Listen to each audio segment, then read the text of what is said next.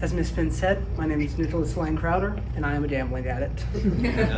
Yes. I bet none of you thought we were going to Gamblers Anonymous tonight, but I assure you, I am an addict.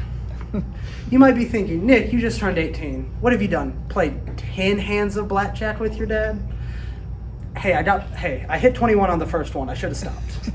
But I've been an addict since I was 15 years old when Mr. Dominic LaRosa taught me how to play Magic the Gathering freshman year at Myrtle Beach High during game club. I've been hooked since then. I love it. As you know, I did my senior mastery on it. You would hope I would. I spent a lot of time playing it, which I'm not saying is a bad thing. I've made friendships that will last a lifetime playing this game. I'm saying the companies who make it are bad. And that was what we would get into. But before we get into all that fun stuff, let me show you where I started. But before that, let me introduce my family.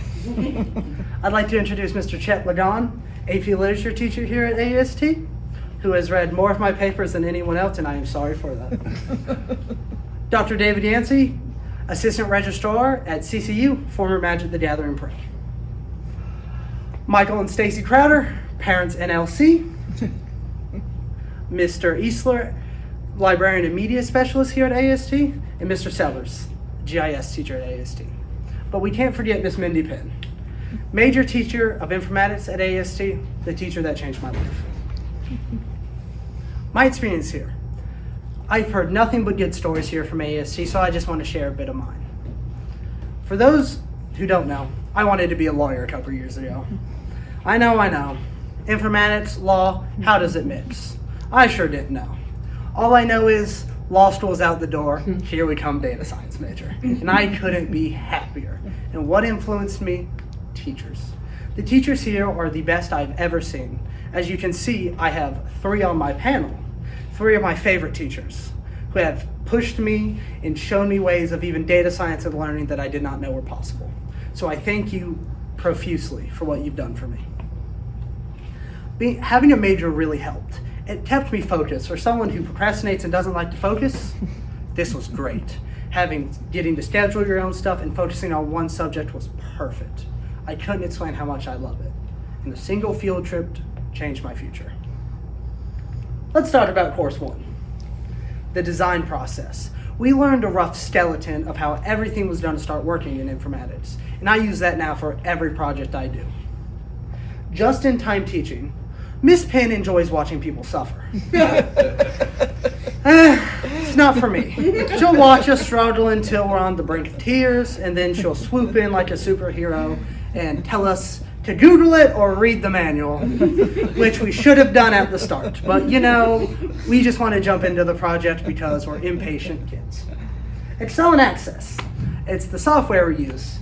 Here is an Excel prototype. Fun fact, it's my only Excel prototype that works. It was the first one we did. We can laugh all we want, but I found something that I loved. Technical writing and presenting.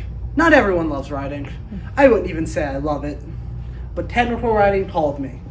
And I only did it because Josh wanted to build the prototype and Xander wanted to make the presentation, and I was left with this technical report. And man, did I read the old ones like 30 times to make sure I did it right.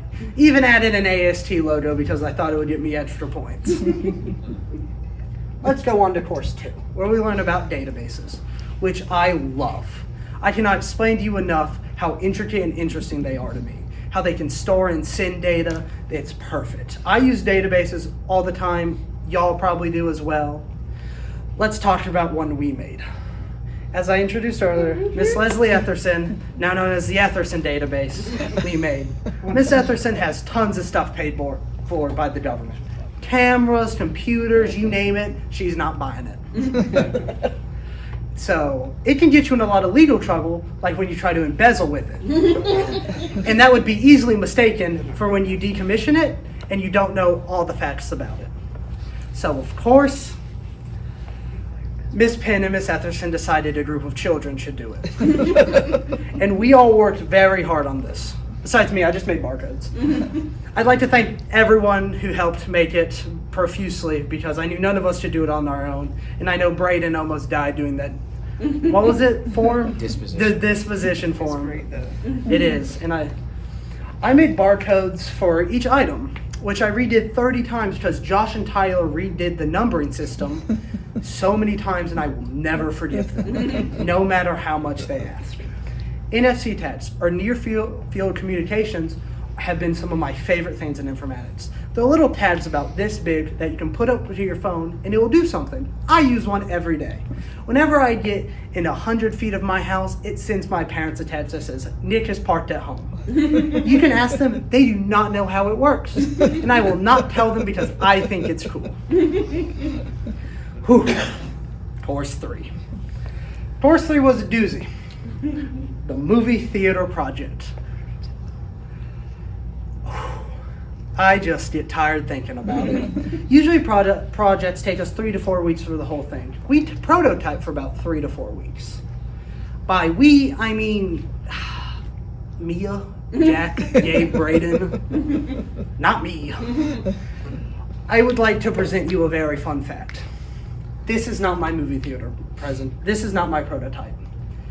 I did not get my prototype working because I was writing the technical report. I knew what I like, know what you love, never do a day without it. I thank you for Gabe for letting me use his. Knowing that I don't have to be the guy who does everything in a project is very nice. It gives me time to breathe and start mastering stuff that I am good at. Let's be honest, I've written most of Mia's technical reports. She's built most of my prototypes. So it's ecosystem. Now let's get into the fun stuff. I believe these big companies, but specified on Wizards of the Coast, creator of Magic, Konami, the creator of Yu-Gi-Oh!, and the Pokemon Company, the creator of the Pokemon game, use malicious tactics to get people in the trap I was in freshman and sophomore year. To get people the always feeling of wanting to open packs. Addiction. What even is addiction? You put that back. I only have one more and I'm opening it. Addiction. From the National Board of Health, I found what addiction means. And all of my addiction stuff is from there. All my addiction statistics. It's a lot. So addiction is when it starts going after your living, your well-being, your mental and physical health, how you affect other people. But there's a big difference. Some people might have a gambling problem, which is just when you think about gambling, probably buy a little bit too much. Eddie knows what I'm talking about. A gambling addiction is when it starts affecting your mental health. Many people, especially in my generation, have an issue making dopamine. And what do these packs bring me? Lots of that. Ripping them open, finding what I get, it's a high like no other. Drugs don't do it for me, but man, I love cardboard crack. 21.9 or 61.2 million Americans are addicted to something. If it's drugs, alcohol, video games, TCGs. This is a really big number, but you might be thinking, how bad is it? I will show you using a software called Tableau. This will be very bad and clunky for multiple reasons. I hate Tableau. It is a data visualization software that makes all these fancy graphs. I got like 2-3 pie charts out of it. I will be uninstalling Tableau after this presentation and never looking at it again.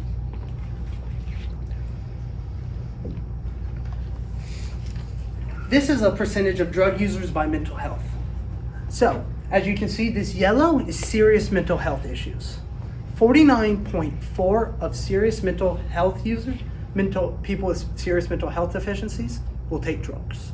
This is a big number. This is just illicit drugs. And now I will show you alcohol, which we will all need to drink of after this presentation. This one is only 29, but still it's a very big number because the rest of the pie chart is people with even out mental illnesses will drink, and it will bring them happiness in replacing other things. I will never look at you again. So help me. Let me do something probably people from my class will understand. Video game addiction. Raise your hand if you play video games. Thank you everyone who raised their hand. I noticed it was everyone but my family. Losers. 105.6 million Americans play video games or recognize themselves as gamers. 12% of that is addicted to video games. Now, what are the effects of it, you might see? Poor hygiene, lack of sleep, abandonment of people and other hobbies, and fatigue. Now, we all know people who distribute those hobbies, maybe even someone at the school we could probably name, but we won't. What do? You're told to unplug, get away, but say you still want that kind of video game aesthetic or feeling. You play trading card games. And man, did I do that. I used to play a lot of video games. Magic made that all disappear. I thought nothing was as cooperative or as fun as card games, and I've played every one under the sun. What are they? Let's say you're playing chess, but all your pieces start in your hand. That's the best way I can explain trading card games to someone who's never played one. You play your pieces, it has the collectability of sports cards, but the aspects of board games. And I can't get enough of them. The big three. This is the three biggest trading card games in the world. Pokemon, Yu-Gi-Oh!, Magic the Gathering. And I will explain why each one has bad aspects of it. Let's start with Pokemon. Every kid loves Pokemon. I bet my parents can tell you, I loved Pokemon as a kid and I still do. And I'm pretty sure all of you either still like Pokemon, or have siblings that like Pokemon, or know someone young who likes Pokemon. So let's start with the first big problem, the evolutionary system. Pokemon usually evolve from small to big, obviously. This is one of the most famous ones. Charmander, Charmeleon, Charizard. And Charizard being the most famous, he's usually the hardest card to pull. You see the issue here. Let's say, who are parents in the room? Raise of hands. Tony, put your hand down. As you can see, your kid might love Charizard and beg you for packs, just as I did as a kid. Not sure if my parents remember. Don't shake your head. Now I have big boy money and I can buy my own. Okay, let me ask y'all a hypothetical. My panel. What do you think the average age of Pokemon players are? 5 or 6. I actually know the answer to this, so I'm not going to go. Okay. I would say 11. 9. 7. 8. 15, 20. 29. 29. Ooh, and everyone's shocked. 29. 29-year-olds usually make more than what 7-year-olds, 8-year-olds, 9-year-olds, 10-year-olds, I would hope. So they can price them out as 29-year-old prices and not child prices. Let's talk about the newest Pokemon scandal that just recently happened. This is a horrible picture. This happened 2 days ago, and this was taken right before the police showed up. The printing company that cuts out all the Pokemon stuff works with Pokemon constantly, because all of the cards before they're put into packs are on these big sheets of paper. There's hundreds of cards on them. And then they're selected to be put in packs and then shipped out to distributors. This is a very ugly picture, as I said. It is every rare card in one of the newest Pokemon sets. There's multiple complaints about not pulling any of these rare cards. The printing employees stole them and tried to sell them all to a local game store where they were, where the owner thought this is a little freaky and called the police, and now a class action lawsuit is against the printing company. Now I'm going to show you how much I actually know about card games. I can name you every card on that screen, blurry or not. Let me show you. This card right here is the Altart Umbreon card. And you can get Eddie, who plays the Pokemon game, to show you that I'm right. This card is about $550. Wow, it's a piece of cardboard. That's about 50 of them right there, stolen from maybe a kid's hands, or someone who bought a box and missed out on all of these. I think this is horrible. And as you can see, this is no longer child's business. $40,000, $50,000 worth of product was stolen. Now we know this isn't child business anymore. Let me move on to Yu-Gi-Oh! Yu-Gi-Oh! Is very interesting, and it's usually towards an older audience. As you thought Pokemon would be younger, Yu-Gi-Oh! Is actually the 29. What do you think 29-year-olds will play? A big thing, a problem with Konami, the makers of Yu-Gi-Oh! Is tampering with the secondary market. What is the secondary market? is TCG Player and other websites like eBay, Amazon, that people will sell cards for usually a high price, but usually it's better to just pay the full price and open boxes, as we'll see later. But how do companies incentivize to buy product?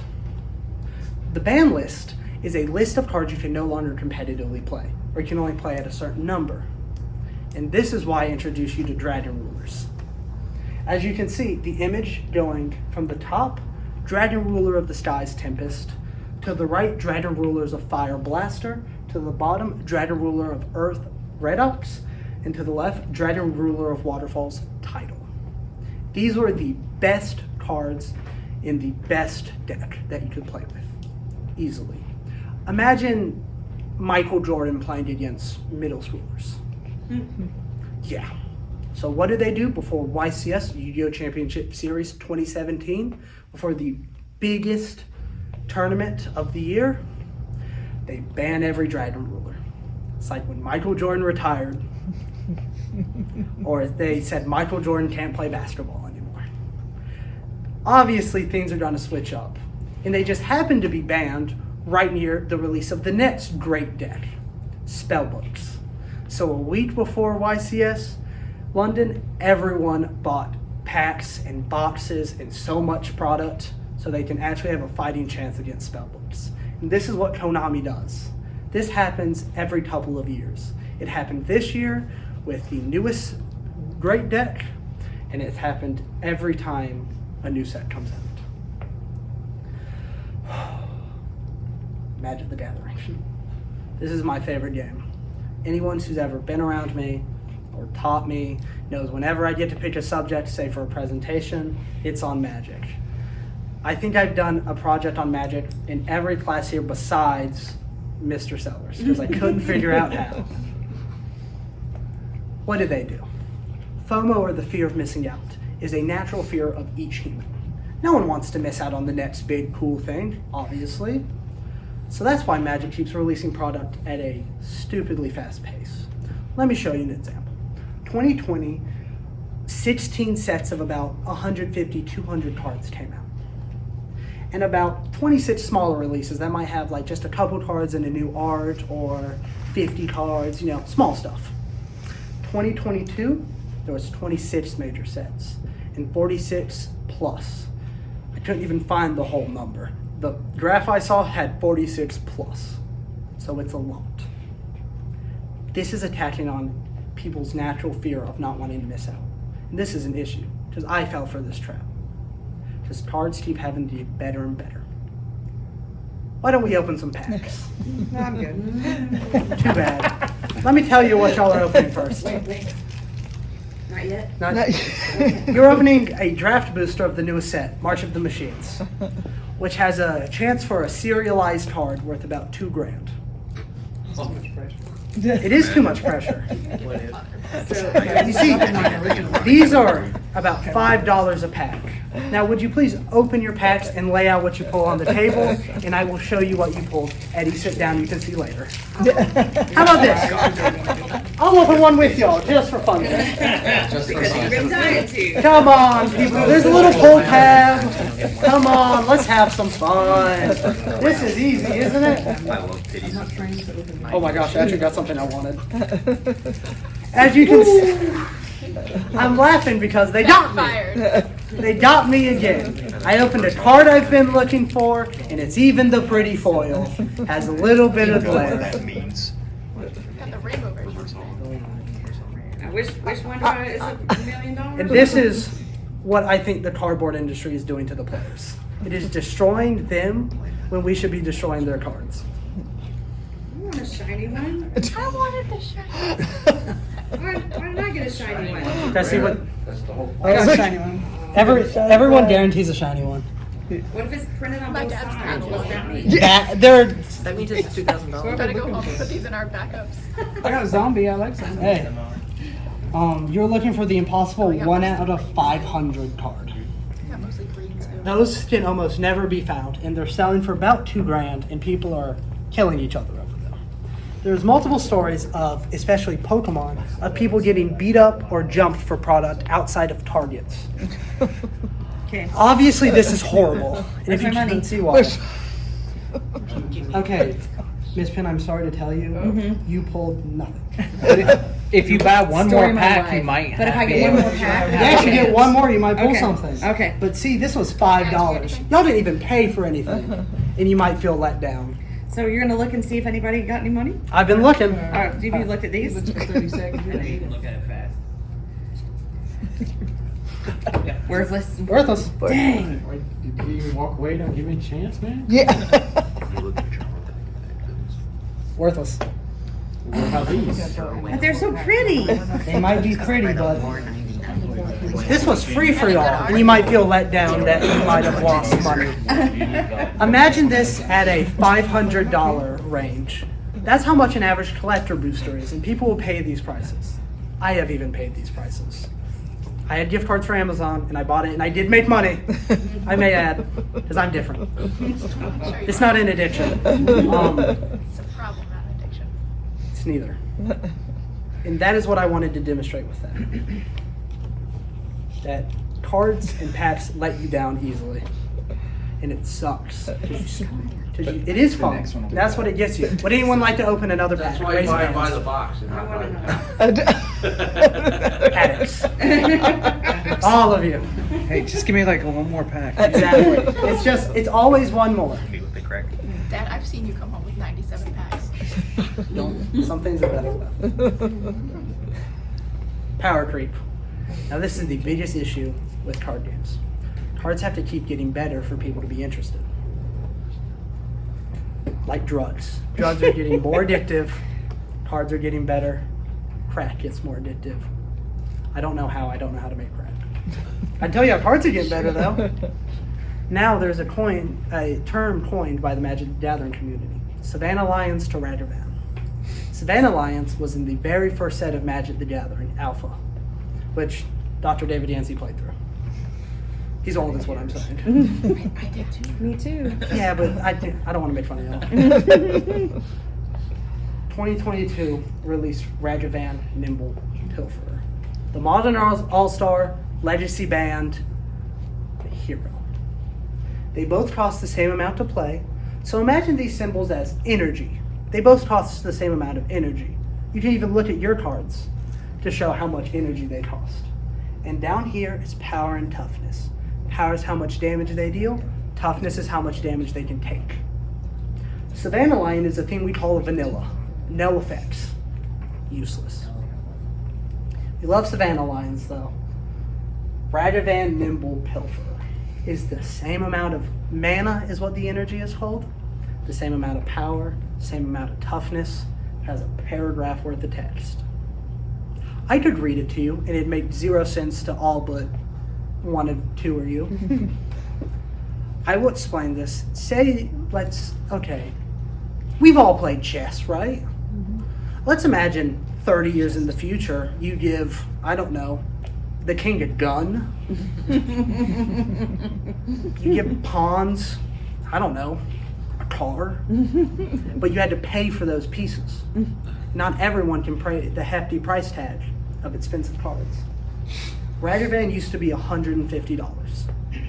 That's a lot of money. And this is why power creep is bad for card games.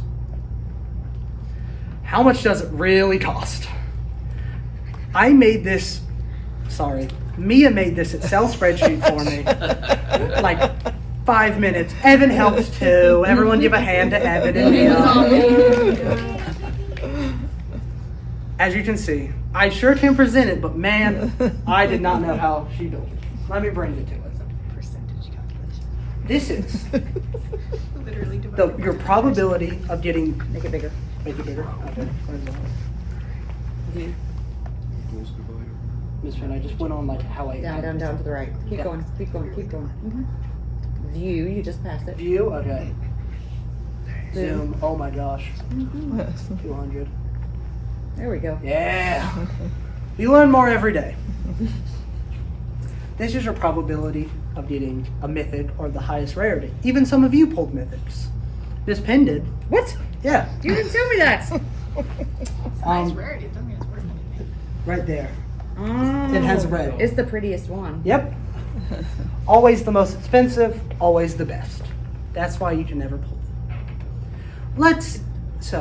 In competitive play of Magic, you come with a 60 card deck. I'm going to use mono white mid-range as my example. Thank you, Mr. David Yancey, who helped me with this study. It runs about 7 mythics. Out of 360 cards or 36 packs, you have about a 29.88% chance of pulling the one mythic you want. Pretty low. How much? And a box is $130. This mythic on the secondary market, like I brought up earlier, just sellers selling cards trying to make profit, might be 10, 20 bucks. Not 130. And you would think people would just buy it on the secondary market and not buy boxes? Oh, you couldn't be more wrong. Boxes are sold daily by local game stores. You can ask anyone who goes. Boxes go like that. Many times we've been sold out on the first night of people trying to maybe find a $20 card. And it probably won't be $20 after a month, it might be $5. Why do people do this? FOMO. They won't get it fast enough, they won't have the best deck, they won't be competitively viable. This is why Magic the Gathering is bad, and this is why I wanted to present this, and no one else will fall in the same trap as me. Thank you for listening. Let's talk about my future. Oh, you thought we were done? Future plans. Everyone wants to hear about this, right? I will be attending the College of Charleston in a data science major, minoring in German, and hopefully get to travel to Germany to work with Mercedes-Benz. I bet they'll pay me a lot to open packs. Acknowledgements. I would like to thank every single person in this room today. Please give yourselves a round of applause. And I would like to thank Dr. David Yancey for helping me through this and showing me that awesome study and all of the drafts I could possibly need. I'd like to thank Mr. Easler for helping me talk about Disney and other companies who do stuff that makes their consumers mad. I'd like to thank Dr. Joel Gibson, who could sadly not be here today. But thank you for him for talking to me about the card market more than any human should, and economic theory. And again, I'd like to thank Miss Penn, my major teacher. No one has influenced my life as much as you. Thank you. Are there any questions? So I have a burning question. I have a burning answer. In the very beginning, when you were talking about Pokemon, you said that the average player was 29 years old. Yeah, that's the mean. But I'm an old fogey, so you meant mean or median? Mean. Okay. So, I was told that I had to be prepared for that question. Well, I'm ready for it. I know all the answers. some of us more elderly or seasoned citizens may skew your average. I will be completely honest with you.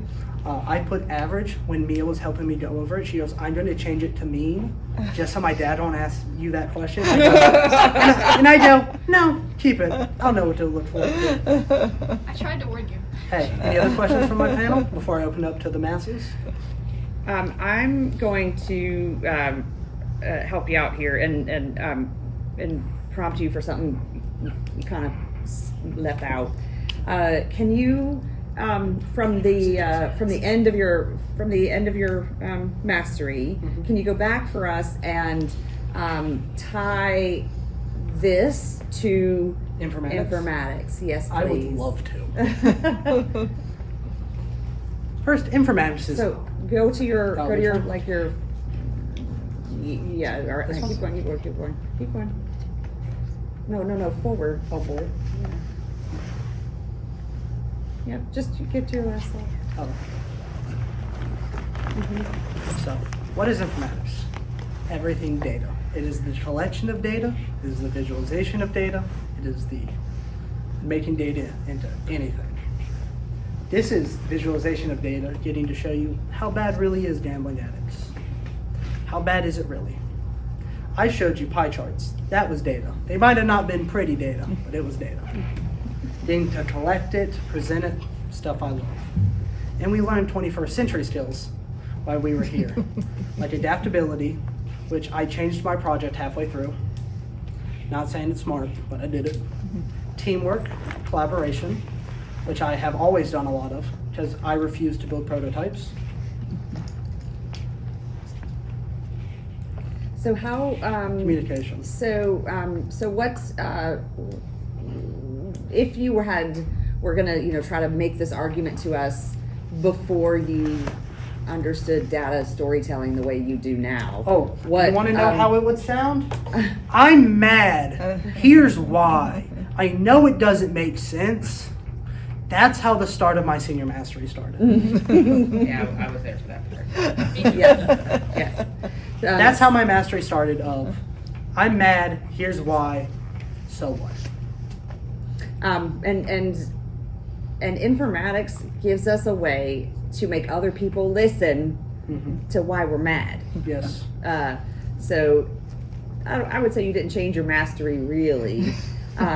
You refined. I got to a single point. Yes, we got to a single point, which everyone who knows and loves you knows is a feat unto itself. Yes. Am I right? Yeah. Yes.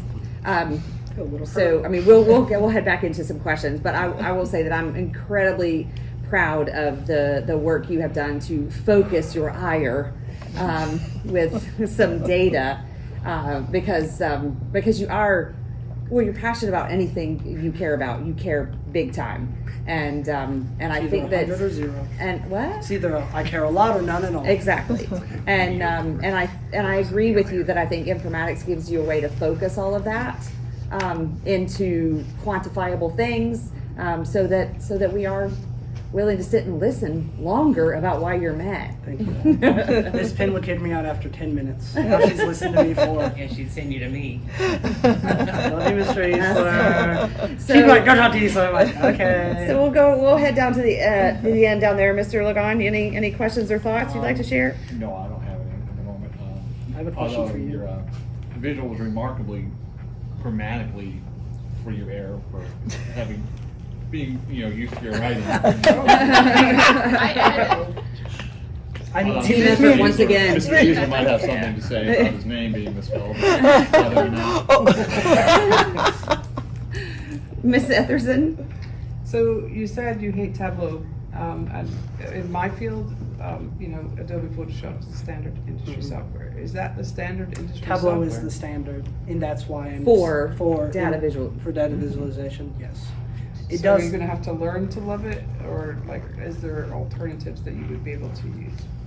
Because I don't think this is goodbye then. If It's goodbye for now. So do you have to be the guy? No, Okay. I can outsource it. Just as my father, I was born a salesman. My dad has done sales for too long. He's old. So, and I've always tried you're to. walking home. Hey, I got a car. That's true. So perhaps you can bring this explain this with how the structure of our work is. Oh, yeah, and this is great. that goes back to that discovery of I don't have to be the guy Yeah, I who don't does have to all know, of it. I don't have to be the person who knows Tableau. Maybe Jack knows Tableau. I think Jack I know he was- doesn't, but None of us know. none of us. Bad example. We all equally hate But Tableau. you see, I still don't know Access. Mia knows Access. Well, but you say no. You don't build well in it, No. but you understand the concepts. You said earlier you love databases, I right? do love databases. Yeah. So what's the difference? I couldn't build one. I There do you definitely go. admire one. So you It's like art. you understand it, comprehend it, right? Sure. So a lot of the group work, from my viewpoint, would be everybody has to build something, right? Everybody has to know how to build something once. It can be basic. So teams would help Nick get the most basic version built, so he'd get that grade. And then once he understood it, he could write about it, he could talk about it, and he doesn't need to be the guy who can build it all. I'm He not needs that to be guy. the guy who can listen to the person who can build it and then sell it. Yes. Mr. Yancey, Doctor? Mom? So, looking forward into the future, let's pretend so your thesis is that the company that develops these card games engage in these practices that are detrimental to their customers, Yes. being you. So let's pretend you could stand in front of, say, Hasbro's board of directors. What data do you think you would bring them to convince them to quit doing the things that you dislike? It's a very good question. What do you think they would respond to? I don't know if they would, because all the data that is like bad, that says bad things about them, makes them a lot of money. So a lot of like, oh, you need to stop releasing so many new sets. That's making us a lot of money, and you still buy it, no matter what. I'd have to look more into it, what data to bring. I think I would bring addiction data, but then on the same thing, addicts give them the most money. So I'm not sure what data would be best. I'll think about that more. Okay. Mom? Are you going to keep buying cards? Yes. Hater. Obviously. Mr. Sellers? Well, hold up. Let's get Grandma and Grandpa. You Oh. want to chime in and say Nana and Paul? anything? I just think it was great. Love you, Nana. We've given those birthday checks, right? Yeah. Well, I was kind of in the same boat as Dr. Yancey earlier. I mean, it is a business. How do they, at one point, and I never thought I wouldn't understand what was happening more than when I was in the computer science ones. But yeah, I have no idea what you're doing, and I don't really understand any of that. So I'll get Easler to teach me. May I say something to Mr. Yancey, Dr. Yancey, Yeah. that I just thought of? I'm not going at Hasbro. I'm going at the worried moms that know their kids are playing these games. And Smart. And I meant to say that earlier. Because originally my title was Moms Against Magic. I'm sorry. I just, No, you're good. That's smart.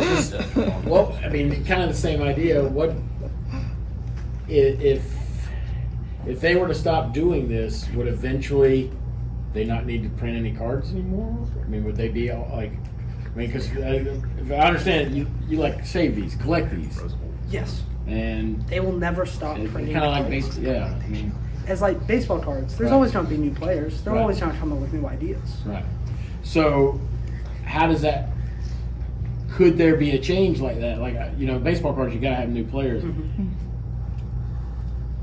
I don't know if I understand enough to ask a question, Okay.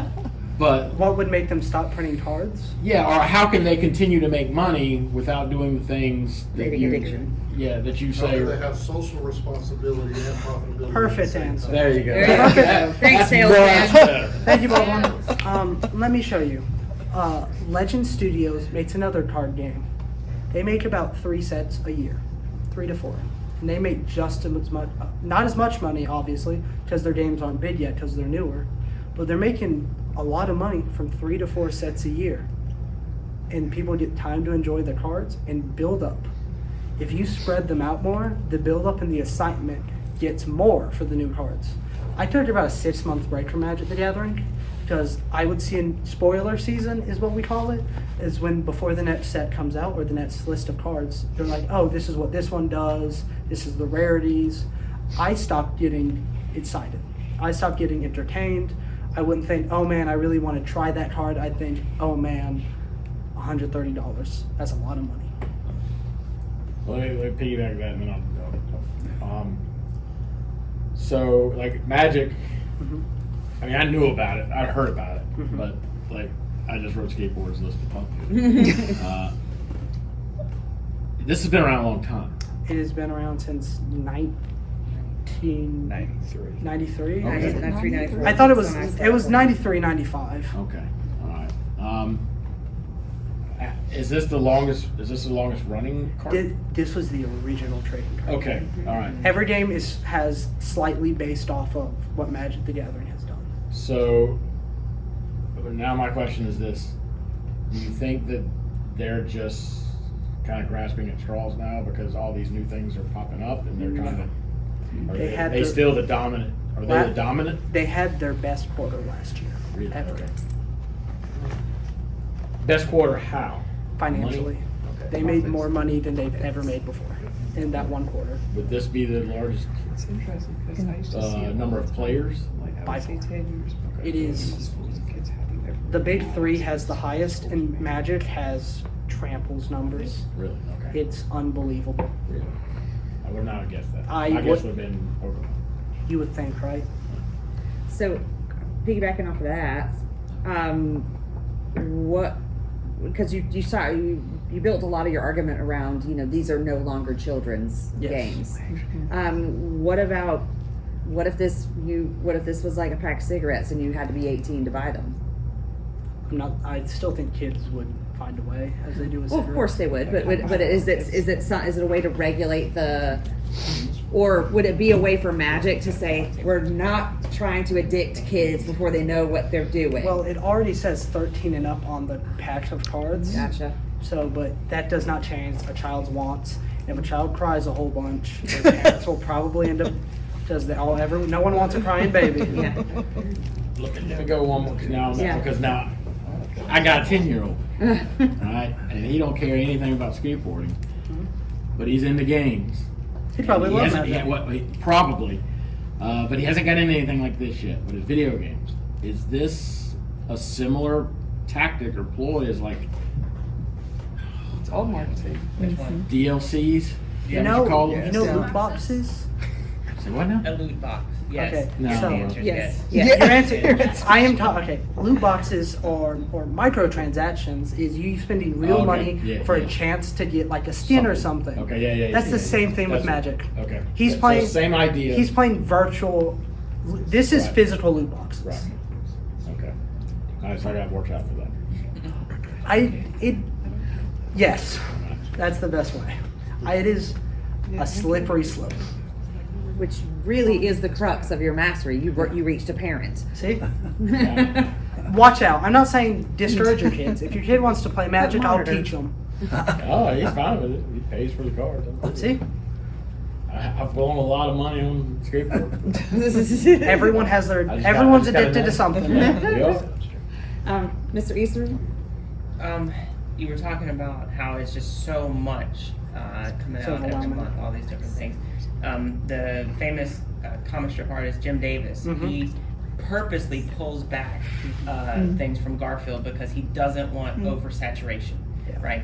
Do you think that there's any sort of potential for, I mean, obviously with you had to take a break because you got tired of it. Do you ever foresee that happening on a massive scale, or do you think that WotC, or I guess it's Hasbro now, that they would see it and say maybe we need to pull back, even though we're making money, we need to pull back, or else we're just going to have massive burnout from our player Not in base? the near future, because they just started doing crossovers with other brands. Yeah, I saw the Lord of the Rings one. So now they're releasing cards with Lord of the Oh, Rings no. on it, so Oh, that I'm gets gonna all of get that fans. They're doing Doctor Who after. They did Stranger Things. They did Warhammer 40,000. There's a thing for everyone in Magic. I know someone who bought the Warhammer 40k decks, didn't know how to play Magic, just loved 40k. Okay.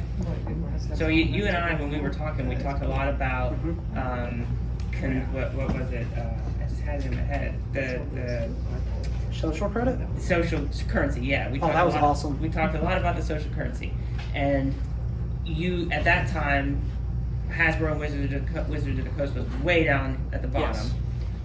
Have they done anything since then to bring that up? And do you like to bring their social standing up? And do you think that what could they do? Which kind of is the same question that they were asking, but do you think it would matter at this point? Their social credit is very high with new players Okay. because they haven't been burnt yet. Okay. I thought Hasbro Wizards of the Coast was the best company when I opened my first box and pulled the $500 card. Mm-hmm. I still have that card in my collection and it will always be in my collection. I thought they couldn't be better. I thought this was a gift from God. I played more, I opened packs, pulled nothing, and realized, man, this really is just for the money. It wasn't at the beginning. The beginning of Magic was a small college kid thing. And that was when it was a trading card game and not a business. It's a business now, sadly. Well, And I don't. how a lot of them started. Yeah. Like Facebook started as a small college thing, and now, Now it's it's a stealing corporate data. monster. Yeah. And What they could do to get better, slow down on releasing sets. That's a big thing. But even that, people would still, you just wouldn't be buying as much. Well, and you and I talked about the game Marvel Snap that I tried to get you to play, and how You and Marvel Snap. and how they do their Okay. release thing. And I was wondering if you did any research into it to see do you think that's a better way? Which you kind of did answer that with the Legend card games because they have a different release strategy. You cannot free to play this game. That right? Most mobile games can be free to play. Some people find honor in only playing games for free. And sometimes you spend money on these games. You don't have a choice to free to play trading card games. You have to spend money to start. And that is what I think the big difference between Marvel Snap is. I like how they do it. I just don't know if it could be replicated for real world trading No, card games. I agree with that. I have one more question. Go for it. Do you think that with this game that the actual interaction with another human being versus a video game where you may be interacting with people online, but you're not face to face with someone playing the game, do you think that has some benefit as far as versus, because you said you made friends playing it, so It talk is about that for a second. It is half the reason I play. Okay.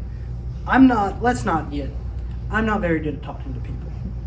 I get nervous talking to strangers. Magic was a way for me to make a lot of friends. And I still have them today and travel with them constantly. It is called Magic the Gathering because it's supposed to be about the gathering. It's about gathering with friends to play a game that you love. That explains It was why I nearly never played heartwarming. That's almost nice. it. Yeah, can I ask one more? Yeah, Go for it. absolutely, absolutely. This, I'll and get this you in. may be because if I understand, Dr. Ince, you play you're Professional. You're OG with it. Okay. Yeah. Not as good as me. Do these things now, as Going a somewhere. man in middle age, I'm not like my father was looking back buying the car that he got as a teenager. Yeah. I'm buying I'm going back and getting my first kit because I don't save any. I could never play this because I'm not a collector. I got rid of everything. It sickens me because like I have my record collection. Whenever we'd go on tour, I would just sell them. And I've got some that were on Discogs now for like $6,000. I've sold it twice. Oh, you have no clue how much these cards I'm are. not a collector. I couldn't do it. So But when you get to this point, like with guys like with some money now, do they go back looking for their favorite Yes. cards? Let me from- explain. So I have Yes. sold over my history 3 of the same card that the last one that sold for 400 grand. Oh. Yeah. I know feel someone you. traded one too. And that actually. card That is depends called on the 6 Black Black Lotus. Lotuses. Okay. 3. There's okay. So I did do talk they on come this. back And buy them, yes. Yeah. So like, one. So you should keep your cards. May so I in make your a day- point that I did not make in the Yeah, presentation? yeah. There is a long list of cards referred to as the reserve list. The reserve list is cards they would promise to never print again. Those cards really only retain their value because they're on the never to be printed again. I talked about when I focused on the economics of it, I talked about the reserve list, but it's all the expensive cards. The card Dr. Yancey was referring to, I think, was the Black Lotus. Black Lotus. Yeah, the most popular, famous, iconic card in Magic the Gathering history. And that is, you said 400K? Yeah. Is that about around what Like it's I had a set of like they're lands, but they're like 40 cards, right? Mm-hmm. I bought for $500 and sold for $1,500 and thought I was a genius. Yeah. That same 40 cards is 300 grand now. Because it starts with the older sets. The first set ever is called Alpha, which has black borders. I played Alpha and sold ancestral those recalls. suckers in a yard sale in like 1996. It hurts your heart a little. Yeah, does now. Yep. So you need to hang on to these things. is what you're He saying. will. Oh, I definitely will. But the things that keeps the old cards expensive It's is just never because being they're- reprinted again. So you only really want to hang on to those.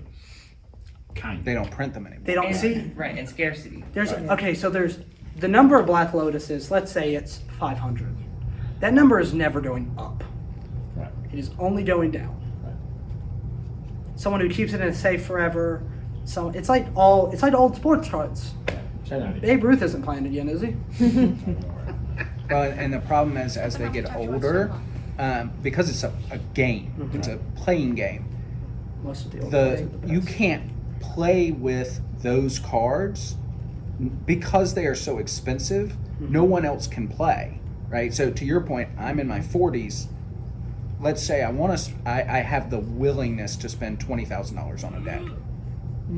I can't play any of them. They can't buy that. Yeah. So It's it just a becomes collector's more item. like That is sports why cards. there is a format. A format has different rules called Vintage. Vintage, you play with all the old cards. It is the least played format because no one's going to shell out $15,000 for one card, then turn around and shell out $20,000 more for the next card you need to finish your deck. That's why a lot of the community proxies. I am the biggest believer in it. I did it last night. You can ask my mom. I find websites that let me print cards out. I've printed cards worth hundreds of dollars on a little piece of paper and put it in front of a 50-cent card. Played it like it was the real thing. That's Just so you can But experience that the wasn't, game. I was, Yep. yeah, okay. Nice. That's the best thing to do. That's Well, cool. one more thing and then I'm Go done. for it. All right.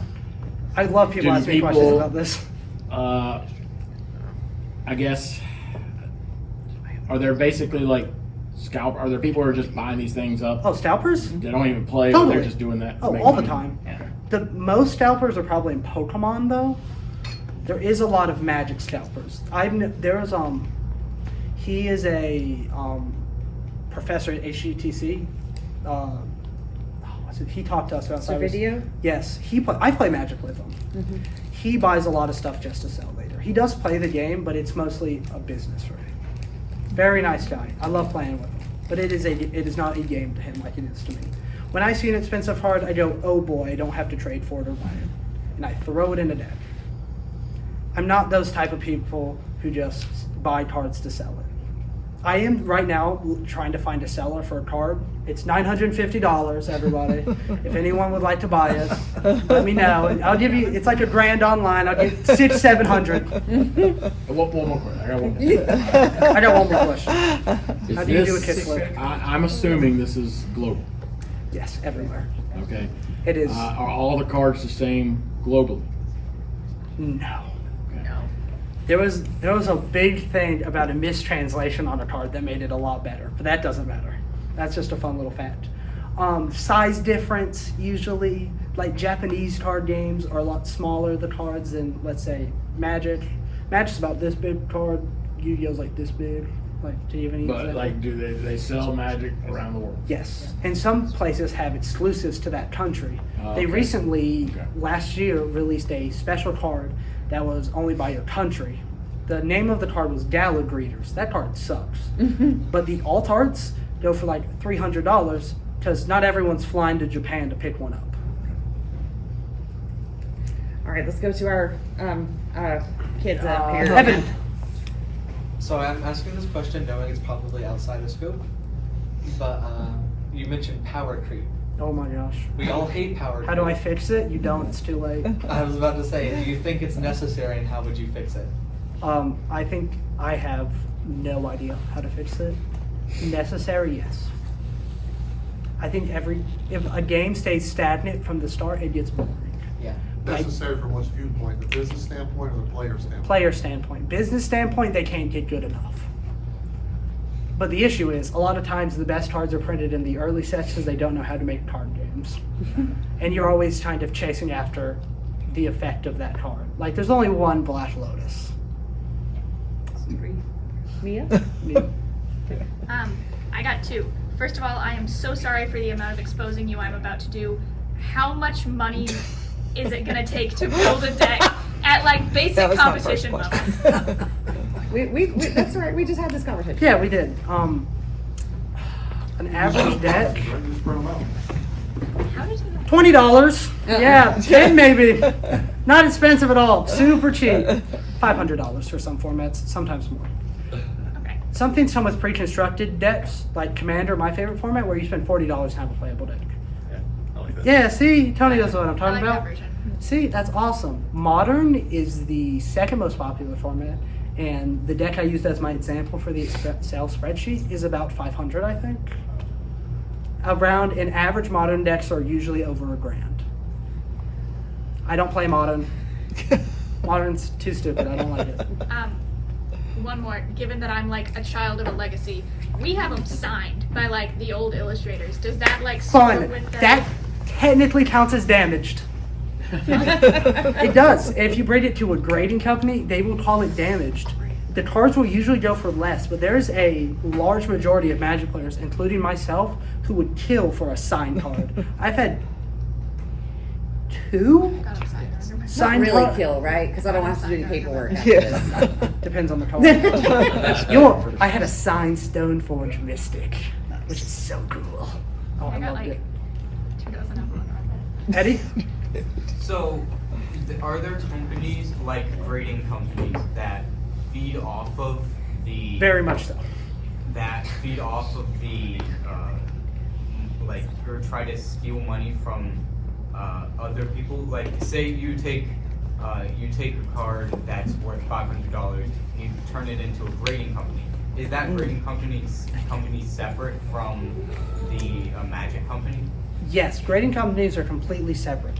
PSA, Beckett are the 2 big ones.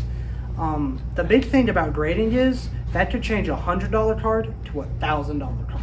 Pokemon is the biggest example of this. So, I think I'm answering the question. When the boom of Pokemon, like 2 years ago, was it, Eddie?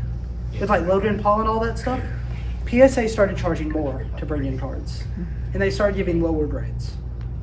But you know what you could do if you don't like the grade? Appeal it for another $500. And then you still might get a 7, which changes your $100 card to a $300 card, not to the $1,000 card.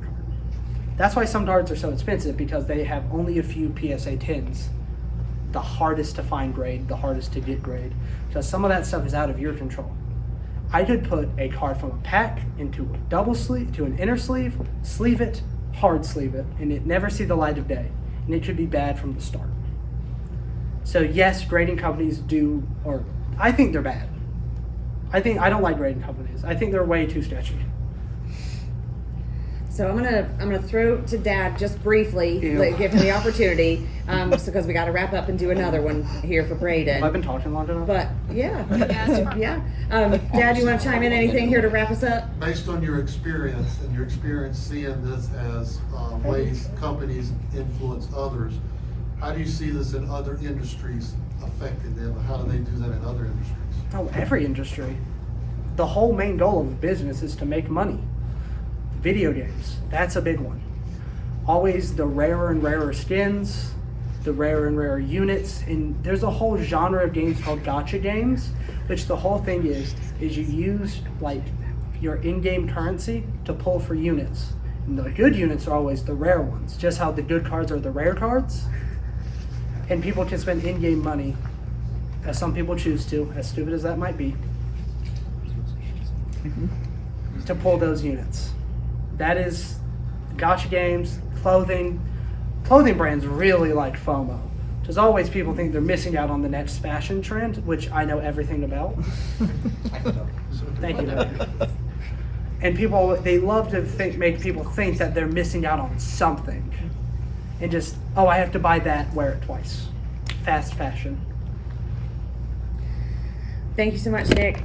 You've done a wonderful job. I'm very grateful that you are willing to share what you consider are failures and dead ends in your work, because I think it really helps us all see how that part is important too in learning, and that finding out that you hate Tableau and don't ever want to make a database again, but admire them greatly and want to talk about them and use them is also valuable, and that there's a place for you in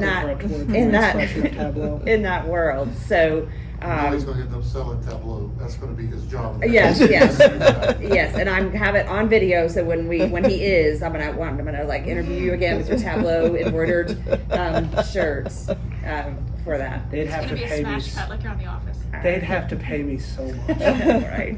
Well, thank you so much. Let's give one more round of applause. Who wants to know all the more